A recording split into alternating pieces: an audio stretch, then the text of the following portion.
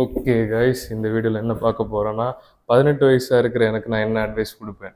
So 18 வயசாக இருந்த எனக்கு தேவைப்பட்டது ஒன்றே ஒன்று தான். அது என்னதுன்னா கான்ஃபிடென்ஸ். எப்படி கான்ஃபிடெண்ட்டாக இருக்கணும், என்ன பண்ண கான்ஃபிடெண்ட்டாக இருக்கணும் அப்படின்னு. ஸோ அதுலேருந்து தான் என் செல்ஃப் இம்ப்ரூவ்மெண்ட் ஆரம்பிச்சது. ஸோ நான் என்னோட 18 வயசில் நான் எனக்கு அட்வைஸ் கொடுக்க முடிஞ்சு நான் என்ன கொடுப்பேங்கிறது இந்த வீடியோவில் நான் சொல்ல போகிறேன். ஸோ எனக்கு 18 வயசு இருக்கும்போது எனக்கு கான்ஃபிடென்ஸ், எல்லோரும் கான்ஃபிடெண்ட்டாக இருக்காங்க, அந்த படத்தில் அந்த கேரக்டர் கான்ஃபிடெண்ட்டாக இருக்குது இப்படின்னு எல்லாரையும் பார்த்து நான் வந்து ஒரு மாதிரி பொறாமைன்னு சொல்லலாம். ஸோ எனக்கும் கான்ஃபிடெண்ட்டாக இருக்கணும் அப்படின்னு. ஸோ ஆனால் இப்போது இப்படி சொல்லுவாங்களா, அவன் ஒரு ஆஸ் ஹோல் அந்த மாதிரிலாம் சொல்லுவாங்களா, ஒரு மோசமான ஆள் அப்படி இருந்தால் கூட கவலை இல்லை. ஆனால் எனக்கு கான்ஃபிடெண்ட்டாக இருக்கணும். ஸோ எப்படி கான்ஃபிடெண்ட்டாக இருக்கணும், எப்படி கான்ஃபிடெண்ட்டாக இருக்கணும். அப்போ நான் அந்த யூடியூப்பில் நைஸ் காய் ஆஸ் ஹோல் இப்படிலாம் நிறையலாம் இருக்கும். நைஸ் காய்னா எல்லாட்டையும் ரொம்ப நல்லபடியாக இருப்பாங்க. நான் அதை எடுக்கலாமா, உங்களை இப்படி பண்ணலாமா, இப்படி இருந்த நைஸ் காய். ஆஸ் ஹோல்னால் அதை கொண்டா, இது எனக்கு வேணும், நீ போ கிளம்பு, இப்படி ரூடாக பிஹேவியர் தான் ஆஸ்ஹோல். ஸோ நான் ஆஸ்ஹோலை நல்லா ப்ரிஃபர் பண்ணேன், அப்படி இருந்தால் நல்லா இருக்குமே அப்படின்னு. ஸோ டாமினண்ட்டாக இருக்கணும், சப்மிசிவாக இருக்கக்கூடாது. எனக்கு வந்து பவுண்ட்ரிஸ் இல்லை. நான் வந்து ரொம்ப குழம்பி போயிருந்தேன். எனக்கு தேவை ஒன்றே ஒன்று தான், கான்ஃபிடெண்ட்டாக இருக்கணும். ஆனால் என்னால் அது இருக்க முடியலை. எனக்கு கரெக்டான பவுண்ட்ரிஸ் இல்லை. பவுண்ட்ரிஸ்னால் கரெக்டான நேரத்தில் நோ சொல்லக்கூடியது, யாராவது நம்மகிட்ட மோசமாக பிஹேவ் பண்ணாங்கன்னா அந்த நேரம் நமக்காண்டி பேசுகிறது, இது எதுவுமே இல்லாமல் நான் கான்ஃபிடென்ட்ங்கிறது அரகன்ஸ் நினச்சிட்டேன். அரகன்ஸ்னால் நீங்கள் ஒரு ஆட்களை மோசமாக நடத்துறது, நீங்கள் தான் பெரிய ஆள், அவங்க சின்ன ஆள், அது அரகன்ஸ். கான்ஃபிடென்ட் வேறு, அரகன்ஸ் வேறு. கான்ஃபிடென்ட்னா நீங்கள் ஒரு புத்த நிலையில் இப்படி இருக்கிறது, உங்கள் மேலே எந்த ஒரு தாட் எமோஷன் எதுவுமே இல்லாமல் நீங்கள் வந்து சமநிலையில் இருக்க பேர் தான் கான்ஃபிடென்ட். சரி, இப்போ நம்ம வருவோம். அப்புறம் நான் யூடியூப்பில் அடிக்க ஆரம்பிச்சிட்டேன், ஹவு டு பி கான்ஃபிடென்ட் அப்படி இப்படின்னு. நெட்டில் வந்து எல்லா அட்வைஸுமே இப்படி ட்ரெஸ் பண்ணுங்கள், காலரை இப்படி வைங்க, ஜட்டி இந்த ஜட்டி போடுங்க, இந்த இந்த நெக்லஸ் போடுங்க, இந்த ரிங் போடுங்க, இந்த வாரத்தில் மண்டே இந்த ட்ரெஸ் போடுங்க, டியூஸ்டே இந்த ட்ரெஸ் போடுங்க, இந்த ஷூ போட்டால் நீங்கள் கான்ஃபிடெண்ட்டாக இருப்பீங்க. இப்படியெல்லாம் என்னை ஏமாற்றிட்டு ஏமாத்துனாங்கன்னு சொல்ல வரல, அவங்க அதுதான் கான்ஃபிடென்ட் ஆகும்னு நினச்சிட்டு யூடியூப்பில் சொல்கிறாங்க. நிறைய யூடியூபர்ஸ் நான் அவங்கள ரொம்ப நம்பி பார்த்தேன். அந்த நேரத்தில் எனக்குமே சந்தோஷமாக இருந்து, ஓ இதெல்லாம் ட்ரெஸ் பண்ணலாம், இப்படி ட்ரெஸ் பண்ணலாம், இந்த லெதர் ஜாக்கெட் போடலாம்.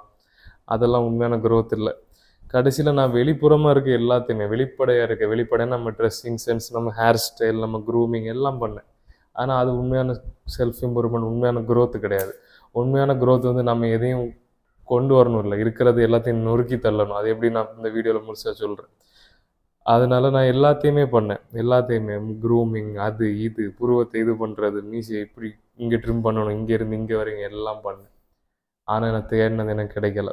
கடைசியில் நான் என்னாச்சுன்னா, ஒரு காலத்துக்கு அப்புறம் 2019, 20, 21 டைம் வரும்போது ஹேம்சாவை நீங்கள் கண்டிப்பாக கேள்விப்பட்டிருப்பீங்க. அவர் பெரிய யூடியூப் சேனல், செல்ஃப் இம்ப்ரூவ்மெண்ட்டில் இப்போ பெருசாக இருக்குது ஹேம்சா தான். ஸோ ஹேம்சா வீடியோ கண்டுபிடிச்ச அப்புறம் தான் எனக்கு அதாவது எல்லோரும் யூடியூப்பில் செல்ஃப் இம்ப்ரூவ்மெண்ட் சொல்லுவாங்க, புக்கு படிக்கணும் எல்லாருக்கும் தெரியும், மெடிடேட் பண்ணணும் எல்லாருக்கும் தெரியும், ஆனால் பண்ணுறது ரொம்ப கம்மியாக இருக்கும். ஹேம்சா வந்த அப்புறம் தான் எப்படி செல்ஃப் இம்ப்ரூவ்மெண்ட் பண்ணணுங்கிறத ரொம்ப ஈஸியான வகையில், பண்ணக்கூடிய வகையில் சொன்னார். அதனால் ஹேம்சாவுக்கு ஒரு தேங்க்ஸ். அப்புறம் ஆண்ட்ரூ டேட்டு, நிறைய பேர் அந்த சீனில் வந்தாங்க. மாஸ்குலினிட்டி, ஃபெமினினிட்டி, ஆல்ஃபா மேல், அப்படி இப்படி எல்லாத்தையும் சொல்லி கடைசியில் நான் ஜிம்முக்கு போய் ஒரு வழியாக உடம்பை நல்லபடியாக ஏற்றினேன். அப்புறம் 2022, 23 வரும்போது நான் என்னையும் ஒரு ரெட் பில் ஆல்ஃபா மேல், அது ஒரு காலம். அதில் என்ன பிரச்சனைனா, இப்போ நீங்கள் ஒரு மாஸ்குலின், ஃபெமினின், நீங்கள் ஒரு நல்ல ஹியூமன் பீயிங்காக இருக்கணும், அதுதான். அதை விட்டுட்டு நான் மாஸ்குலினான மேல், ரெட் பில் அப்படி இப்படி நினச்சிங்கன்னா அது ஒரு வகையான ஒரு பிலீஃப். நீங்களே உங்களை நினச்சிடுவீங்க, நான் தான் ஆல்ஃபா, நான் தான் ஸ்ட்ராங் அப்படின்னு. ஓகே, நீங்களே உண்மையிலே ஸ்ட்ராங்னா நீங்கள் எதுக்கு நீங்கள் ஸ்ட்ராங் நீங்கள் நினைக்கணும்? நான் சொல்லுறது உங்களுக்கு புரியும்னு நினைக்கிறேன். அது செல்ஃப் இம்ப்ரூவ்மெண்ட். ஒரு நிமிஷம் கைஸ், ஒரு குழவி பறக்குது. ஸோ அது செல்ஃப் இம்ப்ரூவ்மெண்ட்டு தான். ஆனால் வந்து அது உண்மையான செல்ஃப் இம்ப்ரூவ்மெண்ட்டாக எனக்கு படலை. ஸோ இந்த ரெட் பில், ஆல்ஃபா மேல், ரெட் பில்லாம் இப்போ இந்த உண்மையை எடுத்திங்கன்னா உங்களுக்கு எல்லா உண்மையும் தெரிஞ்சிடும். அந்த மாதிரி உங்களுக்கே தெரியும்னு நினைக்கிறேன். இந்த நெட்டில் நிறைய இதெல்லாம் இருக்குது, ரெட் பில், ஆல்ஃபா மேல், இந்த மாதிரி விஷயங்கள்.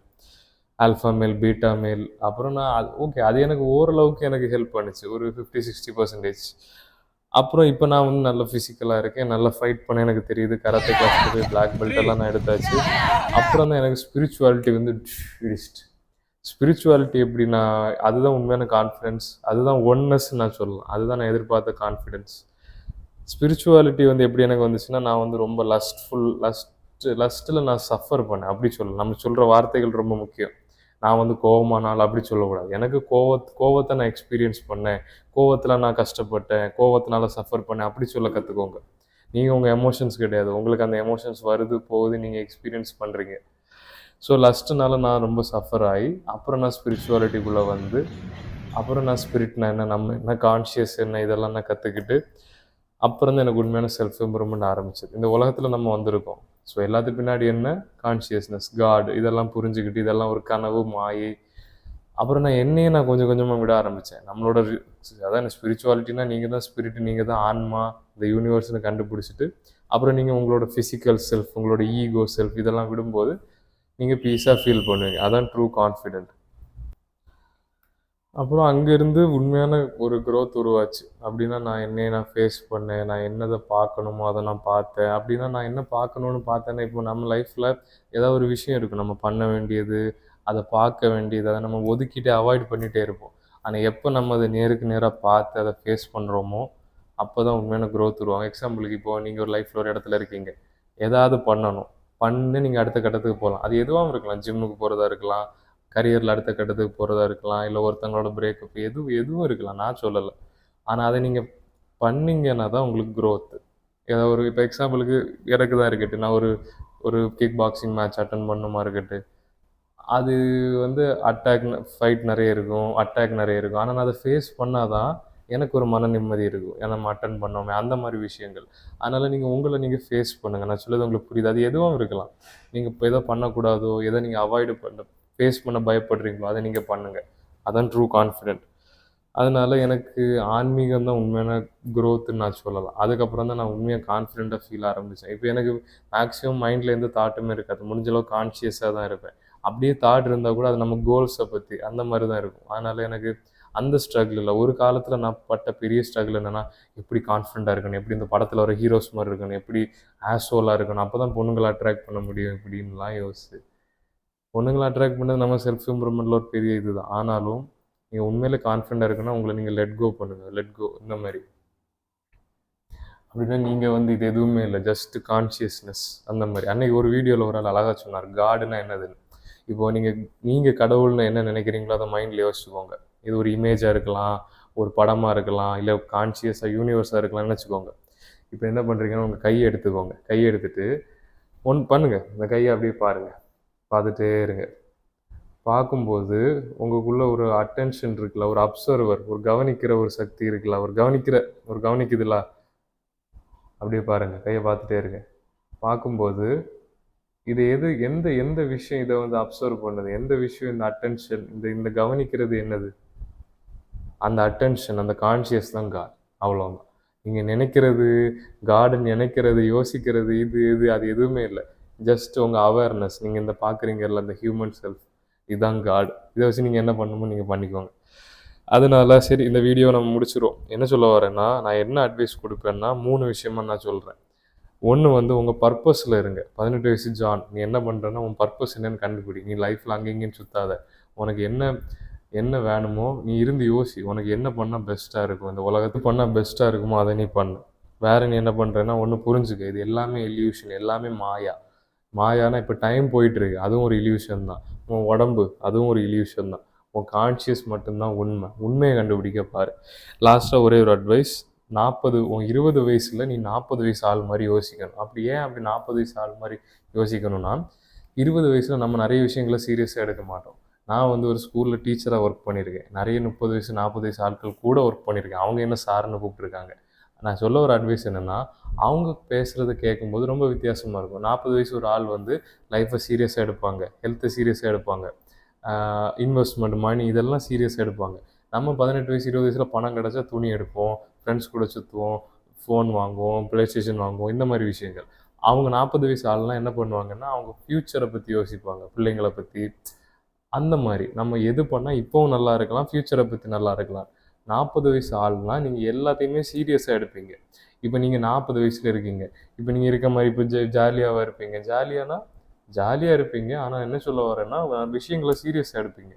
ஓகே, என்ன பண்ணால் நம்ம வந்து லைஃப்பில் அடுத்த கட்டத்துக்கு போகலாம், எப்படி நம்ம வந்து இன்வெஸ்ட்மெண்ட்டை சூப்பராக்கலாம், அந்த மாதிரி. சரி, அதனால நான் உங்கள் 20 வயசுக்குள்ள நீங்கள் 40 வயசு ஆள் மாதிரி யோசிக்கணும். ஏன்னா அவங்க வந்து எல்லாத்தையும் சீரியஸாக எடுப்பாங்க. இப்போ இது பண்ணால் எப்படி நம்ம ஃப்யூச்சரை அஃபெக்ட் பண்ணலாம், அந்த மாதிரி. இன்றைக்கி ஒழுங்காக தூங்காட்டி நாளைக்கு தூக்கத்தை அஃபெக்ட் பண்ணும், இந்த மாதிரி. ஒரு வயசுக்கு அப்புறம் டெஸ்டாஸ்டரோன் உங்களுக்கு குறையும். அப்போ சீக்கிரமாக 20 வயசுலேயே ஜிம்மில் போய் ஒர்க் அவுட் பண்ணி ஒரு ஃபிசிக்கை நீங்கள் ஏற்றினா 40 வயசுல மெயின்டைன் பண்ண ஈஸி. ஹெல்த்தியாக சாப்பிட்டா 60 வயசுல உங்களுக்கு மெயின்டைன் பண்ண ஈஸி. அதனால் நாளைக்குள்ளதை பற்றி இன்றைக்கி யோசிங்க. அதுக்குன்னு ஃப்யூச்சரை பற்றி யோசிச்சுட்டு இருக்குன்னு நான் சொல்லலை. உங்கள் ஹெல்த்து, பர்பஸ், டைம் இதெல்லாம் கரெக்டாக மேனேஜ் பண்ணுங்கள். கடைசியாக நான் என்ன அட்வைஸ் சொல்லுவேன் 18 வயசுக்குன்னா, நீ ஃபேஸ் பண்ணு. நீ ஃபேஸ் பண்ணக்கூடாதுன்னு ஒதுங்கி போறியோ, இல்லை எதை நீ ஃபேஸ் பண்ணணும்னு உன் மைண்டு சொல்லுதோ அதை நீ ஃபேஸ் பண்ணு. ஃபேஸ் பண்ணி அடுத்த கட்டத்துக்கு போ. நீ உண்மையாக கான்ஃபிடண்ட்டாக ஃபீல் பண்ணு. ஓகே கைஸ், கூடிய சீக்கிரம் நான் ஒரு சூப்பரான ஒரு கம்யூனிட்டி லான்ச் பண்ண போகிறேன். கம்யூனிட்டினா இப்போ நம்ம எல்லோரும் சேர்ந்து பேசுகிற மாதிரி ஆல்ரெடி டிஸ்கவுண்டில் ஃப்ரீயாக ஒரு லிங்க் இருக்குது. அதை வேணால் நீங்கள் ஃப்ரீயாக ஜாயின் பண்ணலாம்.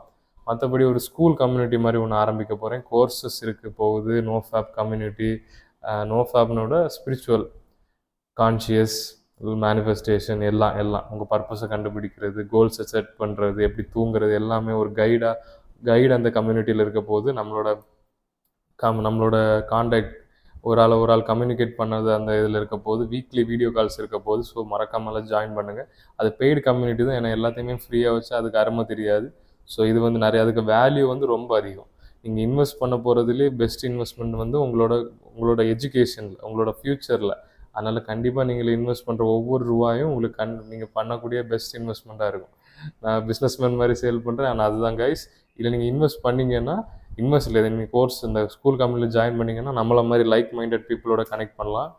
கோர்சஸ் இருக்குது. அதெல்லாம் நிறைய ரூபாய்க்கு ஒர்த்தான கோர்ஸ் உங்களுக்கு ரொம்ப சீப்பான ஒரு இதில் கிடைக்குது. பர்சனல் கோச்சிங் கூட கிடைக்குது. வீக்லி ஒன்ஸ் வீடியோ கால் என்கிட்ட நீங்கள் லைவாக பேசலாம். ஓகே கைஸ், இன்ட்ரெஸ்ட் இருந்தால் எனக்கு இமெயில் பண்ணுங்கள். ஃப்ரீயாக டிஸ்கவுண்ட் லிங்க் இருக்குது, அதுலேயும் ஜாயின் பண்ணுங்கள். எதாவதுனா கீழே உங்கள் லைஃப்பில் எதாவது அட்வைஸ் வேணால் கீழே கமெண்ட்